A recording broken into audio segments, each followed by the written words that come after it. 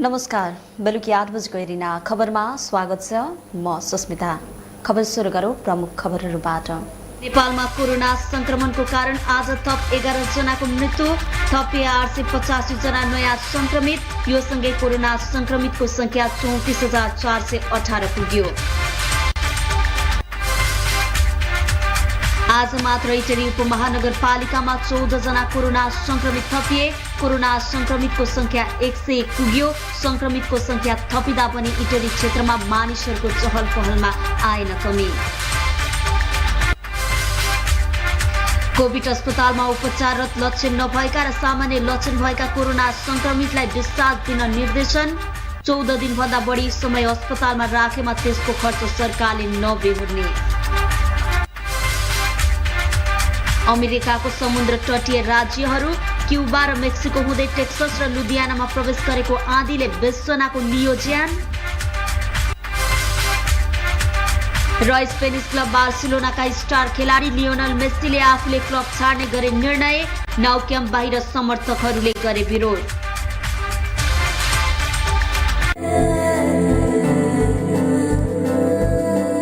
एउटा उज्यालो मुस्कान, खुसी अनि हाम्रो एउटै प्रयास, तपाईको शीघ्र स्वास्थ्य लाभ। नोबेल मेडिकल कलेज विराटनगरले अब विश्वस्तरीय अत्याधुनिक मेडिकल उपकरण तथा अनुभवी दक्ष सुप्रख्यात डाक्टरहरूको सहायताले सबै प्रकारका स्वास्थ्य समस्याहरूको सही निदान तथा सफल उपचार सेवा दिइरहेको छ। प्रति क्षण प्रत्येक दिन मानवीय सेवा भावनाको एउटै लक्ष्यका साथ Nobel medical college teaching hospital Biratnagar Nepal.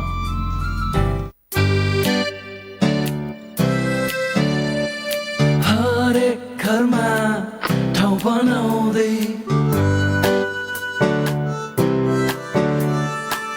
ममताको मिठो स्वाद चखाउँदै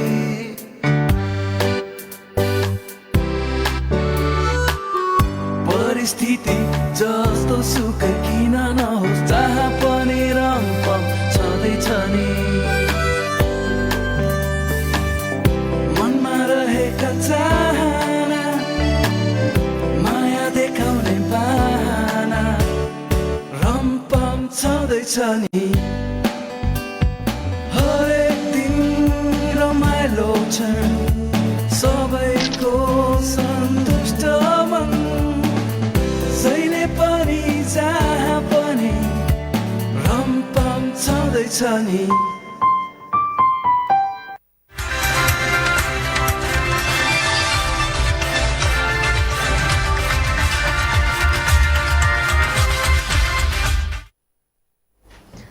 अब खबर विस्तारमा।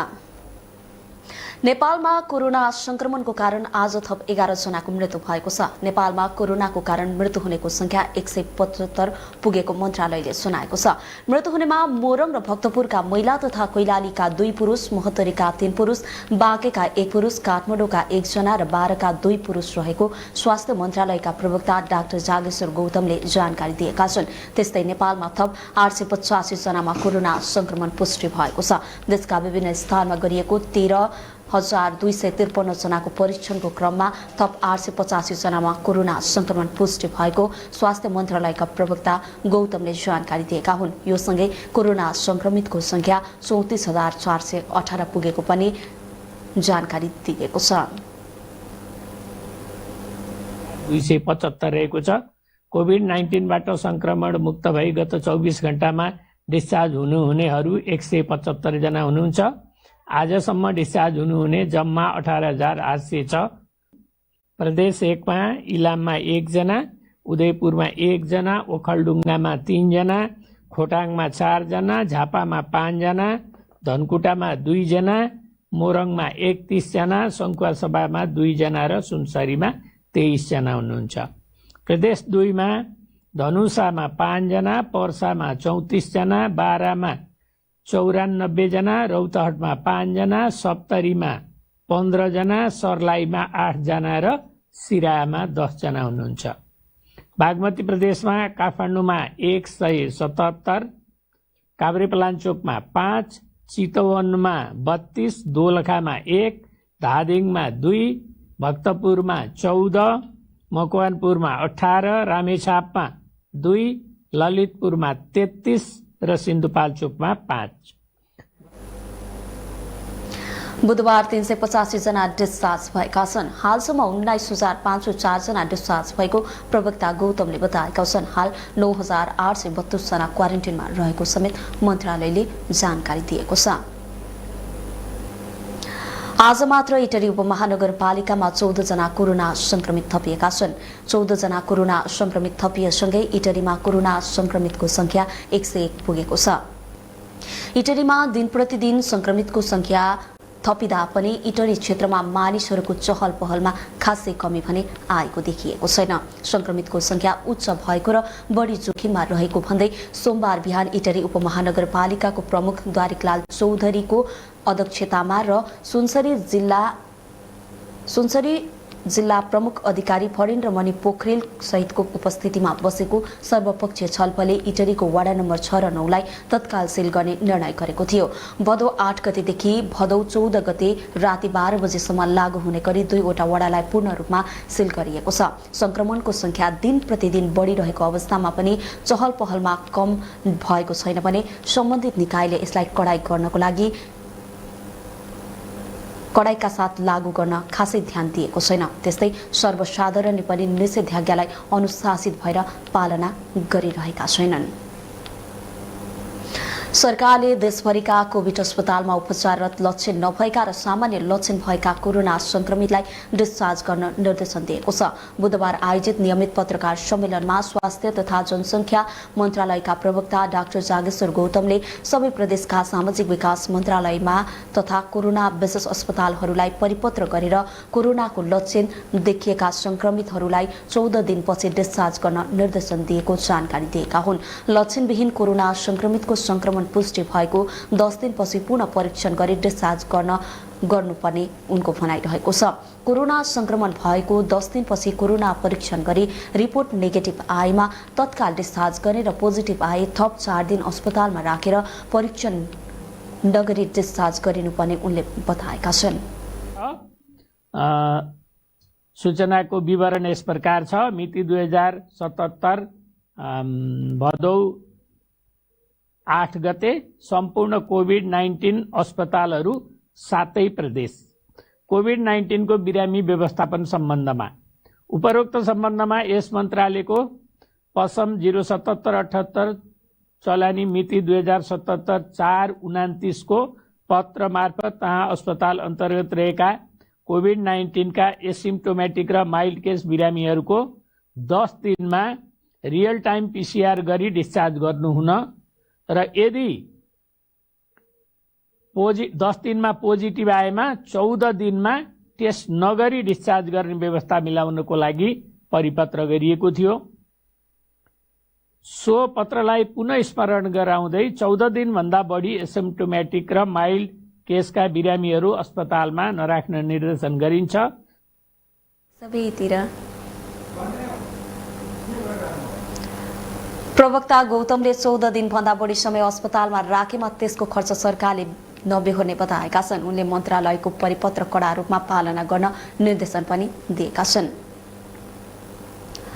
औषधीय गुणले भरिपूर्ण गुर्जो कोरोना भाइरस कोभिड-19 को संक्रमण देखिनुभन्दा पहिले फाटाफुट्टा रूपमा मात्र प्रयोग हुने गरेको थियो। त्यो पनि आयुर्वेद विज्ञानमा विश्वास राख्नेले मात्र यसको प्रयोग गर्दै आएका थिए। तर अहिले घर गाउँमा पाइने गुर्जो प्रायजसो सबैको घरमा पाइन थालेको छ। अझ शहरी क्षेत्रमा त गुर्जोको सेवन गर्नेको संख्या हत्तै बढेको पाउन सकिन्छ। झट्ट हेर्दा पानको पात झै देखिने गुर्जो आफैमा औषधीय गुणले भरिपूर्ण छ। यो एक प्रकारको लहरा प्रजातिको वनस्पति हो। समुद्री सतहको 3 मिटरदेखि 1800 मिटरसम्मको उचाइमा पाइने गुर्जो अहिले अधिकांशको घरमा रोपेको पाइन्छ। विश्वव्यापी महामारीको रूपमा फैलिएको कोभिड-19 को संक्रमणबाट बच्न फाइदा पुग्ने भन्दै अहिले अधिकांशले घर आँगनमा गुर्जो रोपेको पाइन्छ। गुर्जोको विशेषताका विषयमा बताउनु हुँदै राधा माधव सेवा समिति बिर्तामोडकी सदस्य दुर्गा देवी ढकाल। यो चाहिँ गुरुजी अरे कि गुरुजीबाट अपभ्रंश भएर गुर्जो भएको अरे। औषधि मध्येको गुरुजी अरे। अनि गुरुजीबाट अपभ्रंश हुँदै हुँदै गुर्जोमा परिणत भएको अरे।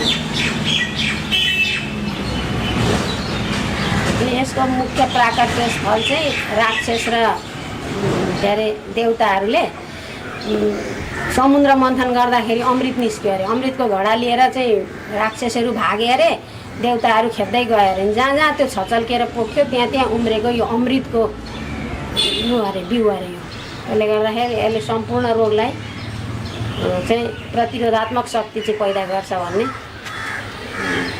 स्वामी बालकृष्णले चाहिँ उद्धृत गरेको कुरा है यो चाहिँ।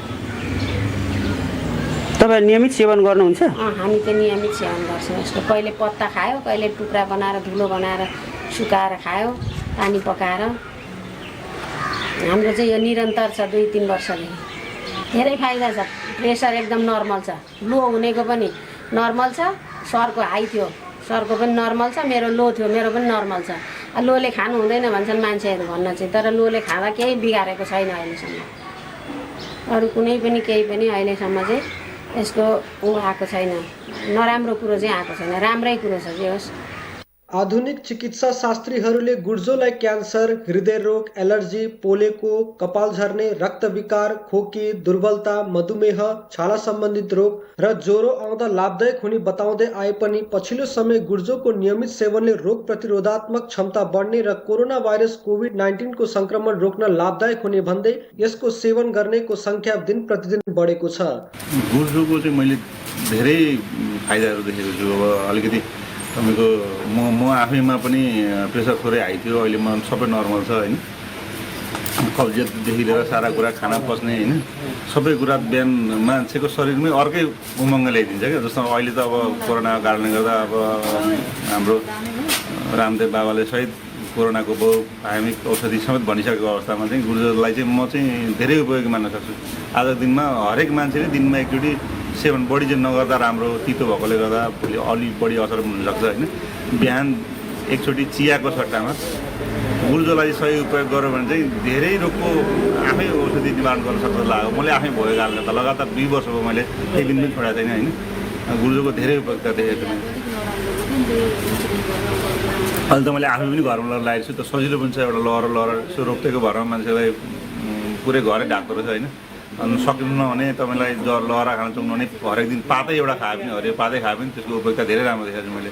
मेरो पेटमा हुने समस्यादेखि लिएर प्रेसरको समस्यादेखि लिएर सबै 2 वर्षमा केही पनि छैन। म अहिले एकदम तपाईँको सबै रोगको औषधि नै गुर्जो भन्दा हुन्छ जस्तो फिल भएको आफूलाई चाहिँ। एकदम मान्छेको अवस्था हेरेर हुन्छ होइन। रोगसँग लड्ने क्षमता बढ्ने भन्दै अधिकांशले गुर्जोको सेवन गर्न सुरु गरेसँगै अहिले झापाका विभिन्न ठाउँमा गुर्जोको जुस बिक्रीका लागि जुस सेन्टर नै सञ्चालनमा आएका छन्, जहाँ दिनहुँ सयौं सर्वसाधारणले गुर्जोको रस सेवन गर्ने गरेका छन्। बिहान मर्निङ वक सकेर घर फर्किने बेलामा बिर्तामोड स्थित देवी पञ्चकन्या प्लटिङ नजिकै खोलिएको अर्ग्यानिक जुस सेन्टरमा गुर्जोको जुस नियमित सेवन गर्दै आएका स्थानीय राजकुमार श्रेष्ठ। गुर्जो भयो नि, हामी प्राय तपाईँको गुर्जो लगभग यो कोरोनाको जब जुन महामारी स्टार्ट भयो नि, लगभग त्यहाँदेखि चाहिँ हामीले कन्टिन्यू नै गुर्जो चाहिँ खाँदैछौँ। गुर्जोले अब तपाईँको लगभग विज्ञानले पनि त गुर्जोलाई त लगभग आयुर्वेदिक उसमा मान्यता दिएको छ नि त। पहिला चाहिँ थाहा थिएन तपाईँको यहाँनिर अब प्रायः पत्र पत्रिकाहरूमा सबैतिर प्रायः यो बुझे पछाडि यहाँ दाइरी ल्याउने प्रायः यहाँ नियमित फाइदा तपाईँ एक्चुअल तपाईँको यसले तपाईँको भनिन्छ नि मान्छेको शरीरको इम्युनिटी पावर बढाउने भन्ने एउटा पत्र पत्रिकामा छ होइन। पक्कै हुन्छ र त त्यो एउटा विश्वको आधारमा खान्छ। अधिकांश सर्वसाधारणले गुर्जोको जुस खोल्ने गरेपछि आफूले विगत 2 वर्षदेखि अन्य जुस सहित गुर्जोको जुस समेत बिक्री गर्दै आएको नेत्र प्रसाद दाहालले बताउनुभयो। अहिले आफूले दिनहुँ 10,000 रुपैयाँसम्मको जुस बिक्री गर्दै आएको दाहालको भनाइ छ। बिहान 6,000 देखि 7,000 रुपियाँ सबै मिलाएर खान त 50-60 वटा रोगको लागि भन्छन् होइन। त मिलाउनु दिनु पर्यो। अब सुगरको लागि, प्रेसरको लागि, पेटको लागि 2 खालको हुन्छ गुर्जो पनि, एउटा तितो हुने एउटा नहुने। कहिले नसुक्ने लहरे वनस्पति गुर्जोलाई अमृत समेत भनिँदै आएको छ। यसलाई मातृविज्ञानका रूपमा चिनिएको आयुर्वेदले समेत अद्भुत औषधीय गुण भएको वनस्पति भनेको छ।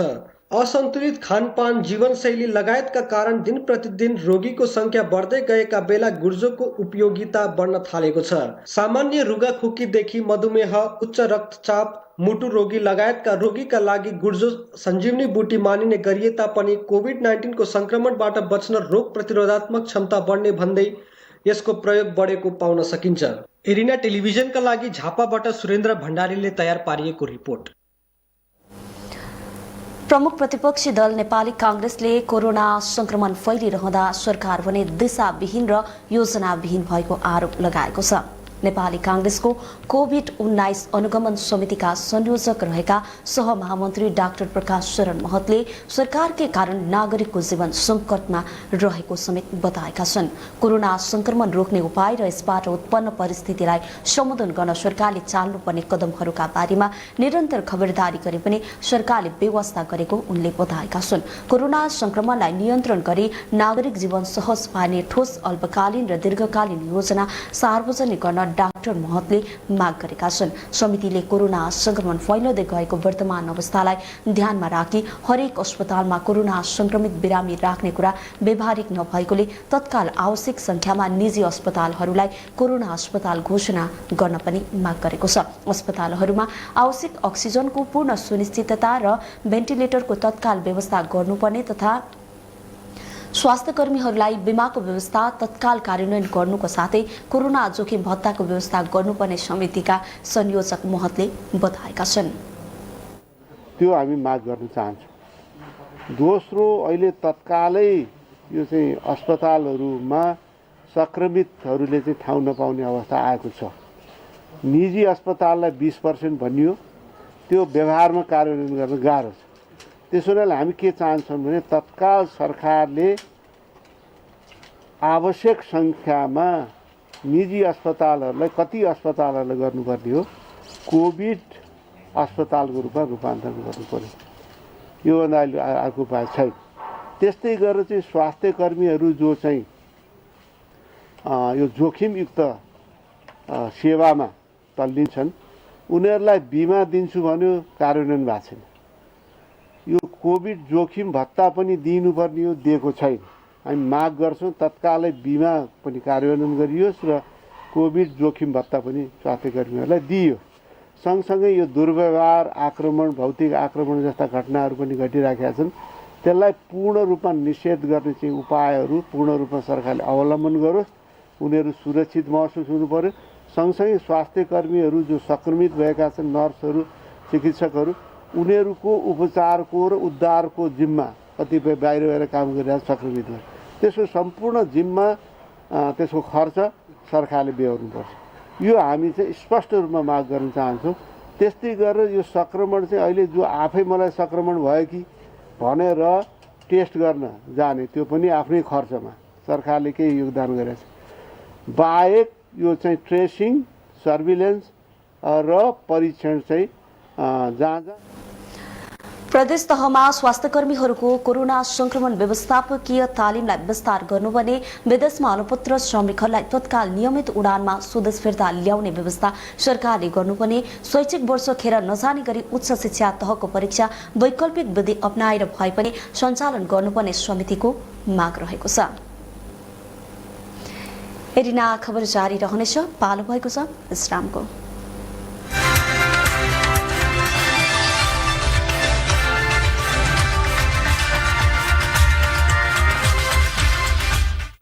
यतैतिर मोटर रोक छ, मुई आउँदैछु त। कति गरा बुढा? ए साउजी, हजुर एउटा इन्जिन हाल दिनुस् त। कहाँ एउटा भनेको? कुन दिन हो त्यो चाहिँ भन्न। जुन हाले नि त भइगयो नि। के को जुन पाए त्यही PLO लुब्रिकेन्ट्स नै हाल्नु पर्छ हैन त बुढा? हो त नि। अस्ति जुन पाए त्यो हालेर इन्जिन बिग्रेर 3,33,333 पैसा खर्च भएको छ मेरो। तपाईहरु पनि आजैदेखि स्वदेशमै बनेको विश्वासिलो र भरपर्दो PLO लुब्रिकेन्ट्स नै प्रयोग गर्नु। PLO Lubricants, an ISO certified company. Purbanchal Duval Private Limited. Hey, wanna drink mango? Drink mango? Huh. Watch. Everybody drinking mango. खाने होइन पिउने mango. Drink good life mango. Everybody drinking mango. स्वादिलो रसिलो juice everybody drinking Good Life Mango Everybody drinking mango Good Life brings you Good Life Mango Juice अब mango खाने होइन पिउने हो Good Life Mango Juice Drink mango Good Life आदरणीय ग्राहक महानुभावहरूलाई Subisu internet र टिभी सेवाको नवीकरण अनलाइन मार्फत भुक्तानी गरिदिन हुन हार्दिक अनुरोध गर्दछौँ। उपलब्ध अनलाइन पेमेन्ट च्यानलहरू e Sewa, mobile banking, connect IPS, continental marketing, e net, debit credit card payment आदि रहेका छन्। थप जानकारीका लागि www.subisu.net.np। नोभल कोरोना एक नयाँ प्रजातिको भाइरस हो। यस भाइरसको संक्रमणले सामान्य रुगाखोकीदेखि गम्भीर प्रकारको श्वास प्रश्वास सम्बन्धी समस्या गराउन सक्दछ। नोभल कोरोना भाइरस संक्रमणका मुख्य लक्षणहरू 100.4 डिग्री फरेनहाइट भन्दा माथि ज्वरो आउने, सास फेर्न गाह्रो हुने, रुघा र खोकी लाग्ने। तर नआतिनुहोस्, नोभल कोरोना भाइरसको संक्रमणबाट आफू बच्न र अरूलाई बचाउन यी उपायहरू अपनाउनुहोस्। नियमित रूपमा साबुन पानीले हात धुने, खोक्दा र हाच्छिउ गर्दा नाक र मुख छोप्ने, ज्वरो सहित रुगाखोकीको लक्षण देखिएमा स्वास्थ्य कर्मीसँग परामर्श लिने, रुघा खोकीको लक्षण भएका व्यक्तिबाट टाढा बस्ने, जंगली तथा घरपालुवा पशुपन्छीसँगको असुरक्षित सम्पर्कबाट टाढा रहने, माछा, मासु तथा अण्डा राम्रोसँग पकाएर मात्र खाने। जनहितमा जारी सन्देश, बेलबारी नगरपालिका मोरङ।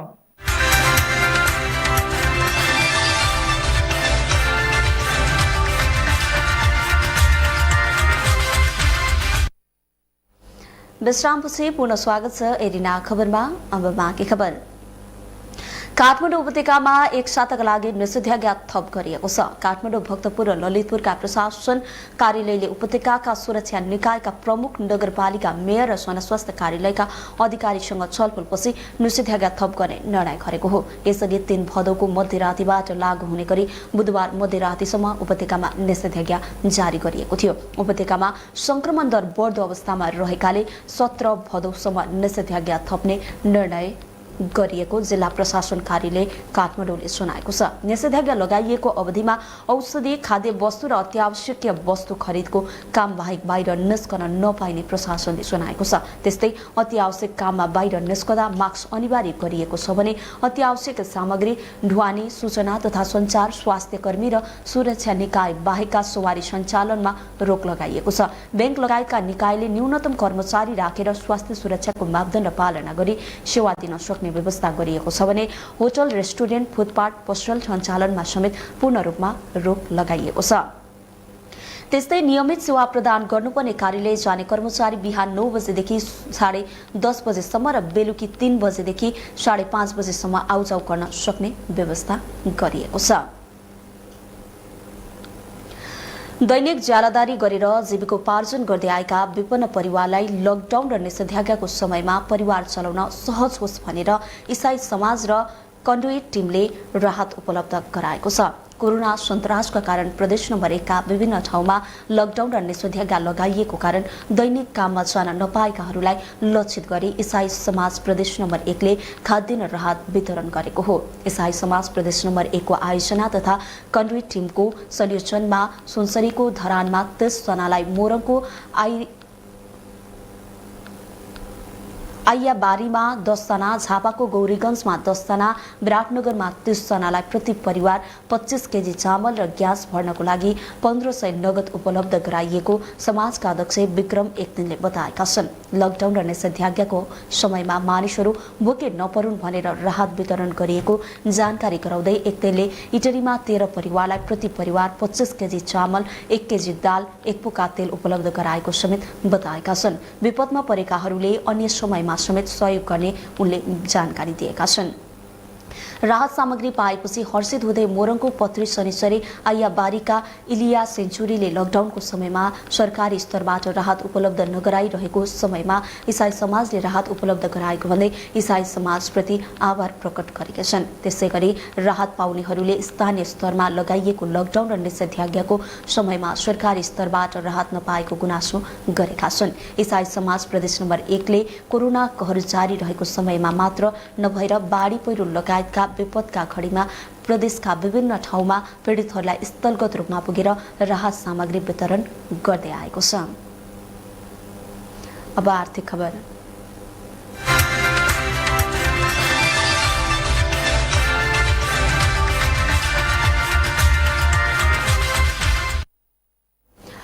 संस्कृति पर्यटन तथा नागरिक उड्डयन मन्त्रालयले गत आर्थिक वर्ष 2076-77 मा समग्रतामा 60% प्रगति भएको जनाएको छ। सिंहदरबारमा मंगलबार गत आर्थिक वर्ष 2076-77 को वार्षिक प्रगतिको पुस्तिका सार्वजनिक गर्दै संस्कृति पर्यटन तथा नागरिक उड्डयन मन्त्री योगेश भट्टराईले कोरोना भाइरसको महामारीको कारण लक्ष्य अनुसार काम गर्न नसकेको बताएका छन्। भट्टराईले सबैभन्दा धेरै पुँजीगत खर्च र वित्तीय प्रगति हुने समय अर्थात् पुसदेखि असारसम्म काम गर्न नपाउँदा मन्त्रालयको खर्च लक्ष्य अनुसार नभएको उल्लेख गरेका छन्। मन्त्री भट्टराईले भैरवामा 3.5 अर्ब र निजगढ अन्तर्राष्ट्रिय विमानस्थलमा उल्लेख्य रूपमा काम नहुँदा 1.5 अर्ब खर्च हुन नसकेको धारणा पनि राखेका छन्।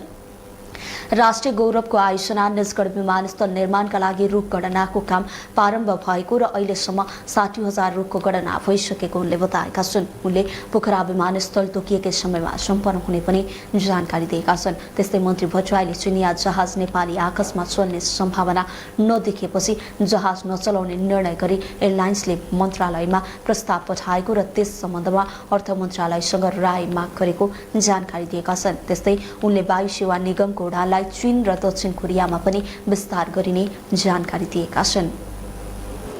जानकारी अनुसार अब हाम्रो नेपाल वायु सेवा निगमको कुल सम्पत्ति चाहिँ 54 अर्ब 70 करोड नेपाल वायु सेवा निगमको सम्पत्ति देखिएको छ भने 45 अर्ब 94 करोड चाहिँ त्यसको ऋण देखिएको छ र 8 अर्ब 33 करोड त्यसको कुल सम्पत्ति चाहिँ त्यति देखिन्छ। र यो एउटा महत्त्वपूर्ण काम अब हामीले गरेका छौँ र नेपाल वायु सेवा निगमको आन्तरिक सुधारका कामहरूलाई अगाडि बढाउँदैछौँ र यो बिचमा महत्त्वपूर्ण गन्तव्य जापानको नागरिकता हामीले उडान गऱ्यौँ। त्यसमा राम्रो सफलता प्राप्त भएको छ भने अब हामी यो कोभिड पछाडिको उडान सुचारू हुने बित्तिकै साउदी अरबको रियादमा, चीनको दोन्जामा र दक्षिण कोरियाको सिउलमा पनि उडान गर्ने अन्तिम तयारीमा हामी पुगिसकेका छौँ। र चिनिया जहाजको कुराहरू मलाई सोध्नु भएको थियो एकजना साथीले। चिनिया जहाजहरू कतिपय हामीलाई अनुदानमा प्राप्त भएका थिए, कतिपय हामीले किनेका थियौँ। ती जहाजहरूको सम्बन्धमा नेपाल वायु सेवा निगमले 6वटा 7वटा कमिटी बनाएर अनेक त्यसको चाहिँ अध्ययन त्यसको चाहिँ सबै पक्षहरूको विश्लेषण गर्दाखेरि ती जहाजहरू नेपाली आकाशमा सञ्चालन हुने सन्दर्भमा त्यति उपयुक्त देखिएन। त्यसकारण नेपाल वायु सेवा निगमले त्यसको उपयुक्त विकल्पका पत्राचार गरेको छ मन्त्रालयमा। मन्त्री भट्टराईले चाडबाडलाई मध्यनजर गर्दै सरकारले आन्तरिक उडान सुरु गर्ने तयारी गरेको र यसका लागि निजी क्षेत्रका वायु सेवा कम्पनीसँग छलफल गरेको पनि जानकारी दिएका छन्। त्यस्तै अन्तर्राष्ट्रिय उडानका लागि PCR परीक्षण सहज हुने मुलुकमा मात्र पहिलो चरणमा उडानको अनुमति दिने उनले बताएका छन्। 15 भदौपछि अधिकतम प्रतिदिन 500 जनाले नेपाल आउने अनुमति पाउने र परिस्थिति सामान्य बन्दै गएपछि यो संख्या क्रमशः बढाइने मन्त्री भट्टराईले जानकारी दिएका छन्। 2075-76 मा मन्त्रालयको कुल बजेट रु 33 अर्ब 13 करोड 37 लाख रहेको थियो। आर्थिक वर्ष 2076-77 मा 21 अर्ब 21 करोड 69 लाख कुल बजेट रहेको छ। आर्थिक वर्ष 2075-76 मा 81% रहेको औसत खर्च 2076-77 मा भने 49% मात्र रहेको मन्त्रालयले वार्षिक प्रतिवेदनमा उल्लेख गरेको छ। अब अन्तर्राष्ट्रिय खबर।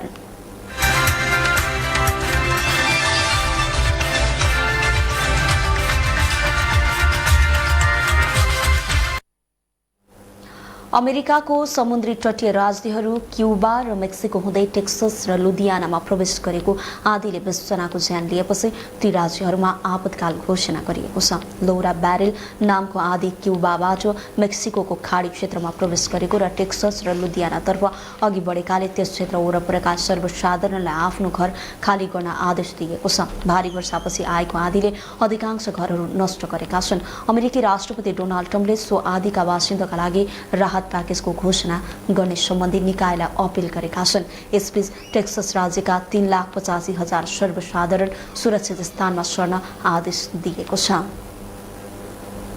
अब खेलकुद खबर।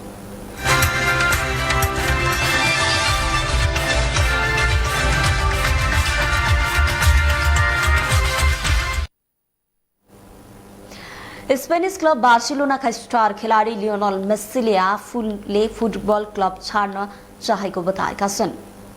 33 वर्षीय मेस्सीले क्लबले आफूलाई बाटो खुला गरिदिनु पर्ने पनि बताएको बीबीसीले सुनाएको छ। गएको जुनमा नै क्लब छाड्न चाहेको बताएका मेस्सीले च्याम्पियन्स लिगको सेमिफाइनलमा बायर्न म्युनिखसँग 8-2 ले पराजित भएपछि फेरि क्लब छाड्न चाहेको बताएका हुन्। मेस्सीको मागबारे बार्सिलोनाको बोर्ड बैठकले निर्णय गर्नेछ। बोर्ड बैठकले मेस्सीको लागि बाटो खुला गर्ने संकेत दिएपछि नाउ क्याम्प बाहिर समर्थक भेला भएर बोर्डको विरोध र मेस्सीको समर्थनमा जुलुस निकालेका छन्। मेस्सीले सन् 2021 सम्म बार्सिलोनामै रहने गरी 700 मिलियन युरोमा सम्झौता गरेका थिए। मेस्सीलाई अनुबन्ध गर्न English club Manchester United, France league cup PSG र सेरी ए क्लब AC मिलानले इच्छा देखाएका छन्। हौस् त हेरिना खबर यही समाप्त भएको छ। जाँदा जाँदै अहिलेसम्मका प्रमुख खबरहरू पुनः एकपटक। नेपालमा कोरोना संक्रमणको कारण आज थप 11 जनाको मृत्यु, थपिए 885 जना नयाँ संक्रमित। यो सँगै कोरोना संक्रमितको संख्या 34,418 पुग्यो। आज मात्र इटरी उपमहानगरपालिकामा 14 जना कोरोना संक्रमित थपिए। कोरोना संक्रमितको संख्या 101 पुग्यो। संक्रमितको संख्या थपिँदा पनि इटरी क्षेत्रमा मानिसहरूको चहल पहलमा आएन कमी। कोभिड अस्पतालमा उपचाररत लक्षण नभएका र सामान्य लक्षण भएका कोरोना संक्रमितलाई डिस्चार्ज दिन निर्देशन। 14 दिनभन्दा बढी समय अस्पतालमा राखेमा त्यसको खर्च सरकारले नबेहोर्ने। अमेरिकाको समुद्र तटीय राज्यहरू क्युबा र मेक्सिको हुँदै टेक्सस र लुधियानामा प्रवेश गरेको आँधीले 20 जनाको लियो ज्यान। र स्पेनिश क्लब बार्सिलोनाका स्टार खेलाडी लियोनल मेस्सीले आफूले क्लब छाड्ने गरे निर्णय। नाउ क्याम्प बाहिर समर्थकहरूले गरे विरोध।